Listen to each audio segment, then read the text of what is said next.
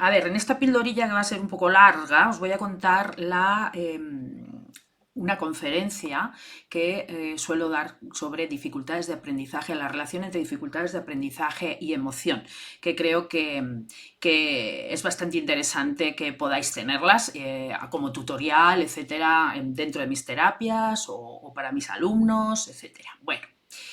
Vamos a ver, lo que vamos a ver es qué son las emociones, relaciones entre emoción y aprendizaje, las emociones que interfieren en el aprendizaje, cómo prevenirlos, los problemas emocionales en el aula y cómo educar el control emocional, en el aula o en casa, igual.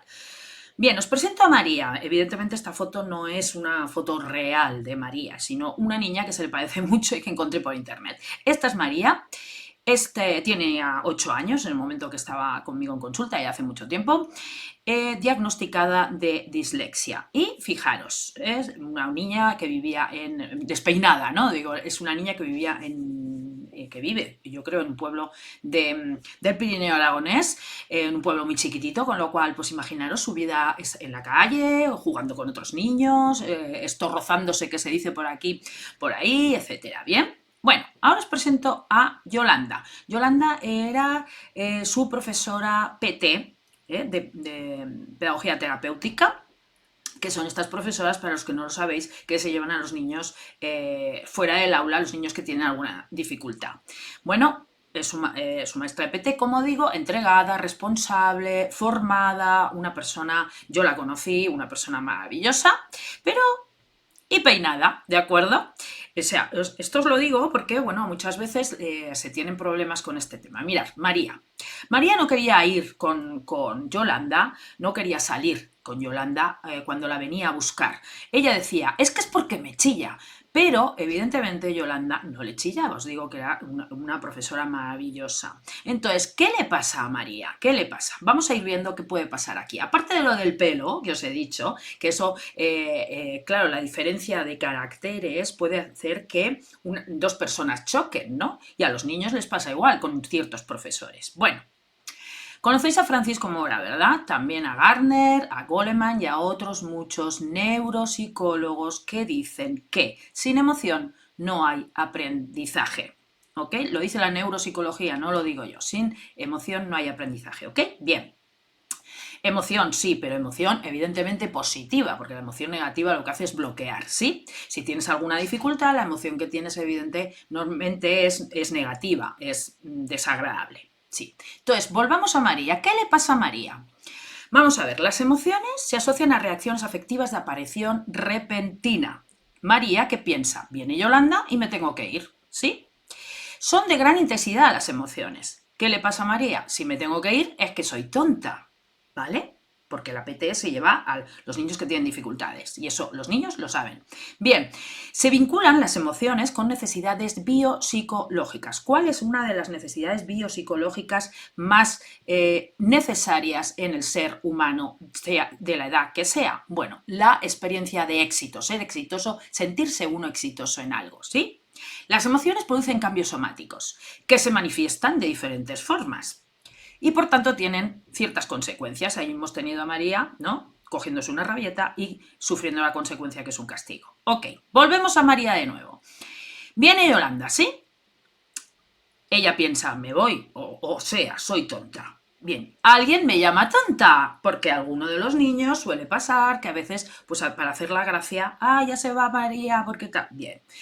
A María, ¿qué pasa? Que le da rabia. ¿Qué hace? Le pega a la persona que le ha dicho tonta. Por tanto, la castigan, ¿vale? Y volvemos al círculo vicioso. ¿Qué pasa?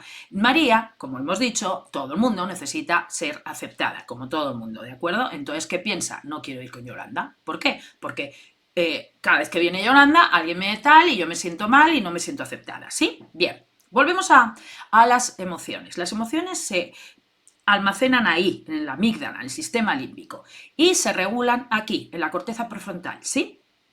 Bien, las emociones son involuntarias, Eso de gestionar emociones no es fácil, bueno, es más bien imposible, porque son involuntarias, pero determinan la conducta, determinan los sentimientos, determinan los estados de ánimo Y las funciones ejecutivas, y aquí llegamos a las dificultades de aprendizaje. Las funciones ejecutivas son las que determinan el aprendizaje y se pueden entrenar y mejorar.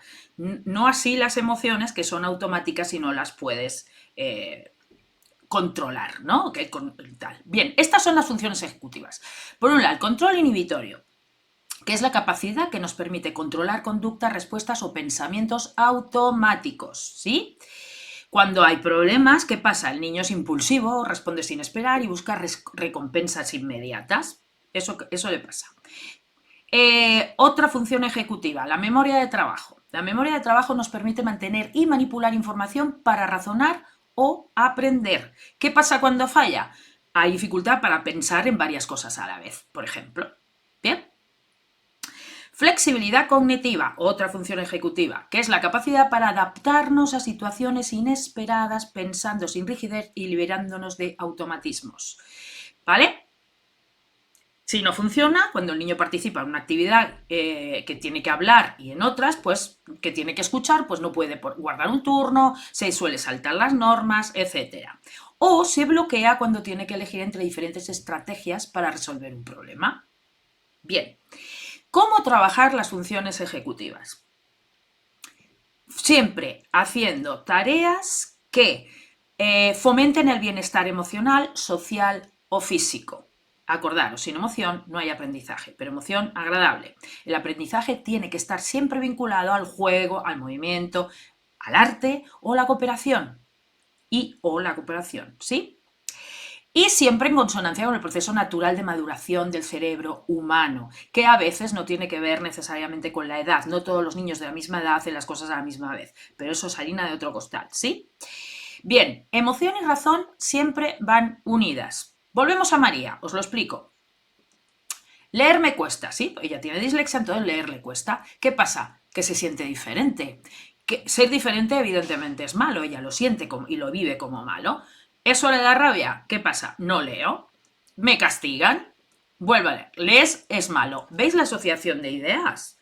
Bien, cuando las funciones ejecutivas están tocadas, por ejemplo, el TDAH, trastorno por déficit y atención con o sin hiperactividad, normalmente es una inmadurez justo de la corteza prefrontal, con lo cual esas funciones ejecutivas están mermadas. Por eso seguro que cuando habéis estado oyendo qué es lo que pasa cuando las funciones ejecutivas no funcionan correctamente, habéis dicho, hombre, pues eso a mi hijo le pasa y a lo mejor tu hijo tiene TDAH o no.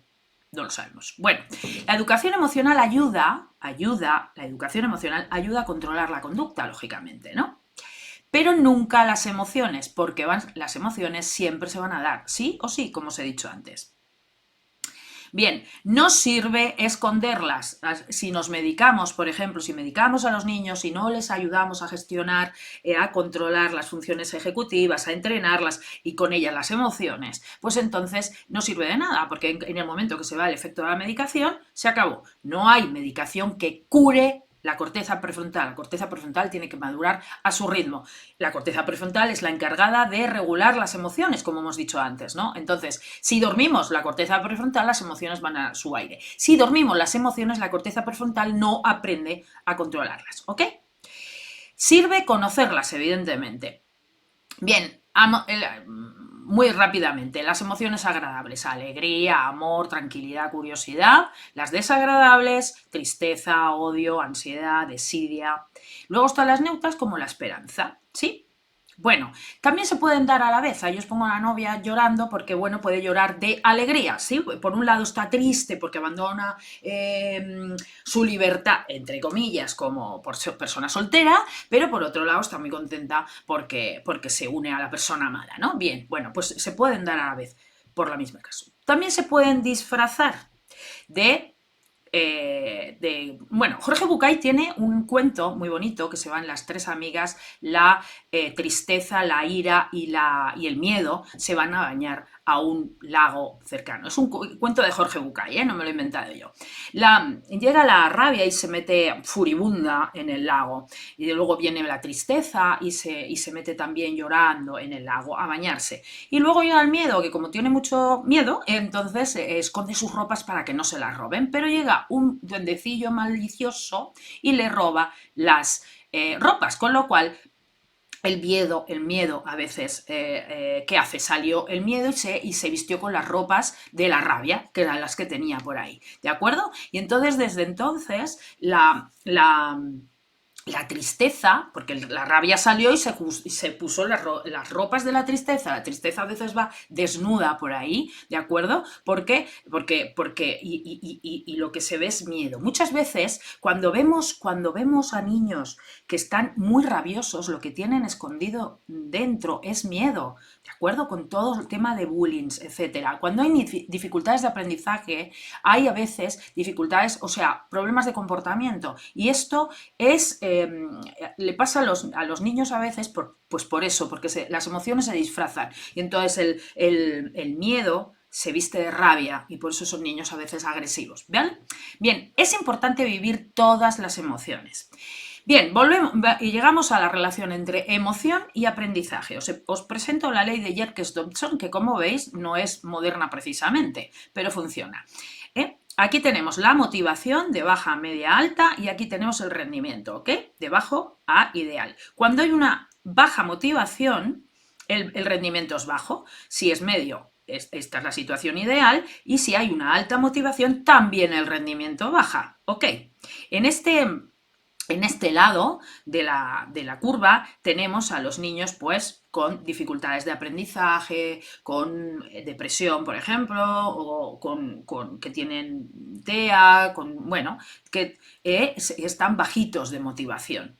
Y en este otro tenemos a niños muy activados, como puede ser el TDAH con mucha H, ¿no? Muy activados, por eso su rendimiento también baja mucho. Bien, ¿qué tenemos que hacer todas las comunidades educativas, toda la comunidad educativa? Debemos reconocer el estado emocional de los niños para optimizar su proceso de aprendizaje.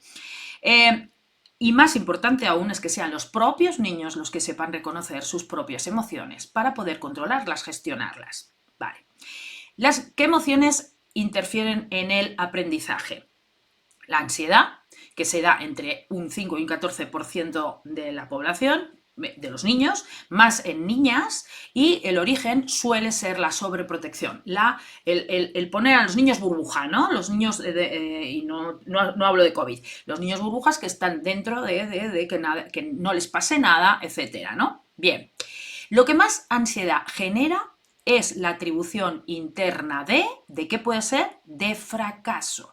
Eso es lo que más ansiedad genera, el fracaso o la atribución. Bien, los niños con ansiedad están hipervigilantes. Los niños que siempre lloran cuando, por ejemplo, su madre se va, ¿de acuerdo?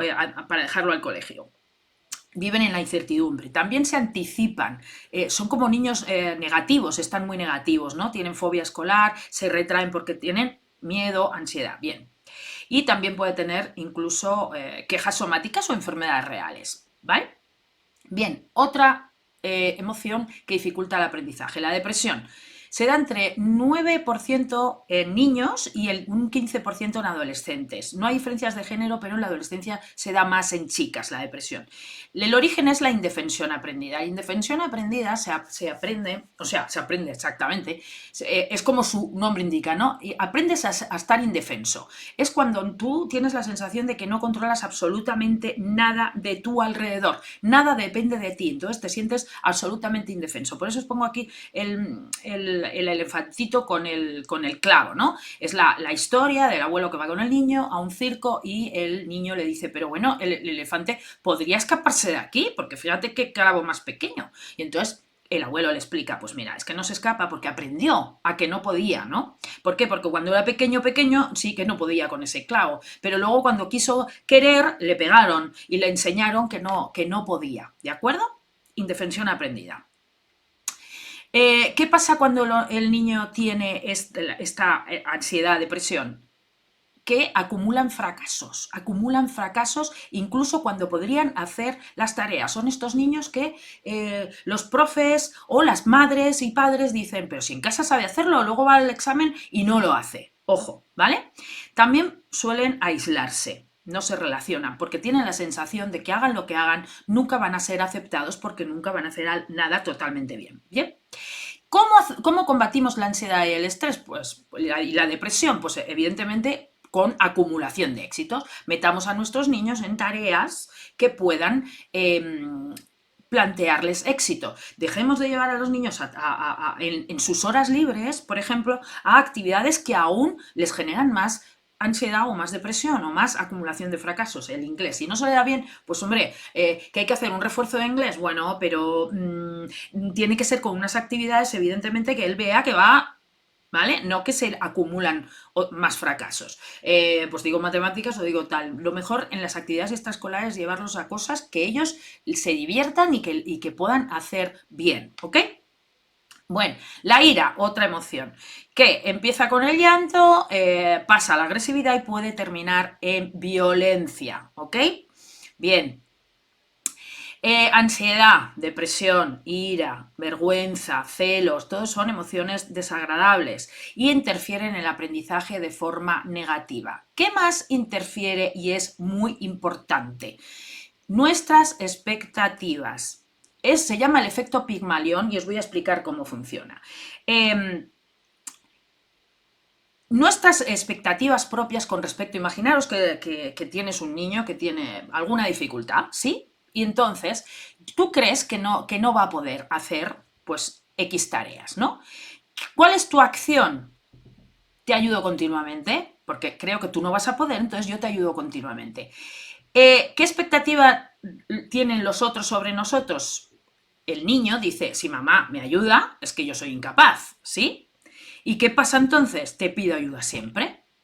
Ese es el efecto Pigmalión, ¿vale? Si tú le dices, te vas a caer, ten cuidado con eso, no vas a ser capaz, eso no lo vas a hacer bien, etcétera, al final el niño cree realmente que eso no va a poder hacerlo. Bien, ¿cómo prevenir problemas emocionales que dificultan efectivamente que el progreso sea correcto con las dificultades de aprendizaje?